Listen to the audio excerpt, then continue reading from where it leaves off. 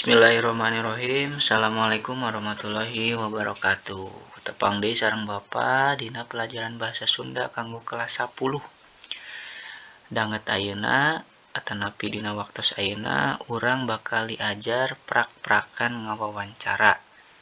Nya luyu sareng tujuan diajar wawancara teh selain kalian memahami apa itu wawancara, kalian juga bisa melakukan wawancara menggunakan bahasa Sunda. Aya 3 tahapannya dina bahasa Sunda nalika bade ngawawancara. Tahapan anu kahiji nyaeta tatahar atau persiapan. Bisa ngalakukeun 3 hal hideuk teh. Anu kahiji nyaeta nangtoskeun tema. Lamun bade ngawawancara, urang kudu nangtukeun tema heula nya supaya wawancara anu dilakukan ku urang teh dina prakna henteu kakaler teu kakidul.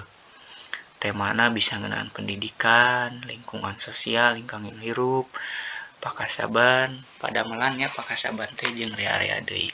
Anu kahiji. Anu kadua, nangtoskeun narasumber. Kan wawancara teh artina neangan informasi ku cara nanya ka narasumber. Artina urang kudu neangan narasumber jalma anu ahli dina widangna. Kade kudu luyu nya kudu sesuai jeung tema anu geus ditangtukeun samemehna. Lamun rek ngawawancara ngeunaan olahraga, jadi narasumberna oge kudu ahli olahraga, guru olahraga misalna atanapi atlet. Anu katilu nyaeta nyusun daftar pananya. Kan wawancara teh nanya tinu ngawawancara ka narasumber. Artina kudu nyiapkeun pertanyaan. Kumaha nyiapkeun pertanyaan? Dumasar kana unsur 5W1H nya ulah tebih-tebih. What atanapi naon, why atanapi kunaon, when atanapi iraha, where atanapi di mana, who atanapi saha, jeung how atanapi kumaha dina bahasa Sunda mah. Eta 3 hal dina tahapan tatahar atanapi persiapan. Anu kadua nyaeta nalika prak ngawawancara. Aya 6 hal anu kudu dipilampah atanapi kudu dilakonan. Anu kahiji nyaeta wawanohan. Introduce nya dina bahasa Inggris mah atau perkenalan diri. Urang kudu memperkenalkan diri urang. Saha urang, di mana urang, bade naon ngalakukeun wawancara teh. Eta.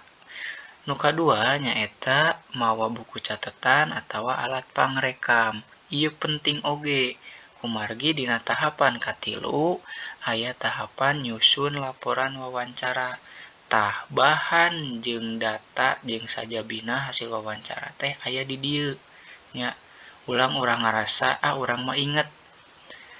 Kadenya buku catatan atanapi alat pangrekam teh wajib dicandak nalika ngawawancara. Katilu sareng kaopat, lamun urang nek nanya bere atanapi tanya ku pertanyaan anu umum. Ulah anu bulat-beulit nya ka narasumber teh. Anu umum we ngeunaan tema jeung topik wawancara. Kalima sareng kagenep ieu masih aya hubunganana nyaeta urang kudu ngajenan narasumber. Ngajenan teh ngahormat nya, ngahargai narasumber. Sok sanajan narasumber teh babaturan urang sorangan. Urang dipasihan tugas misalkeun ngawawancara ngeunaan organisasi. Tah anu diwawancara teh babaturan sakelas urang. Ajenan anjeunna nya hormati ataupun hargai dia karena dia memiliki jabatan, memiliki informasi, data dan fakta yang ingin kita ketahui. Ini tahapan ngawawancara aya 6. Terakhir nyaeta tahapan dina wawancara teh nyusun laporan wawancara. Tadi cek Bapa, laporan wawancara teh bahan atanapi datana aya dina alat catatan atanapi alat pangrekam. Tadi olah ku urang. Dijieun laporan wawancara. Aya dina bentuk. Aya bentuk dialog, aya bentuk narasi. Dialog mah bentukna percakapan. Lamun narasi mah biasana dina bentuk kalimat atau paragraf. Kapayuna urang diajar nyusun laporan wawancara dina 2 wangun ieu. Tah, eta pangintennya tahapan-tahapan wawancara anu kahiji tatahar, nentoskeun tema, narasumber, jeung nyusun daftar pertanyaan.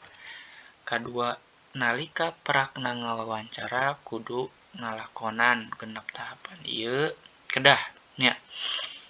Terakhir, nyusun laporan wawancara anu bakal diajarnya, urang bakal diajar ieu dina pertemuan salajengna. Hatur nuhun, mudah-mudahan naon-naon anu didugikeun ku Bapak kahartos ku hidup sadayana. Urang tepang dina pelajaran basa Sunda pertemuan salajengna. Lamun aya patarosan mangga ditaroskeun langsung, tiasa dina WA, tiasa di kelas, tiasa di kolom komentar. Assalamualaikum warahmatullahi wabarakatuh.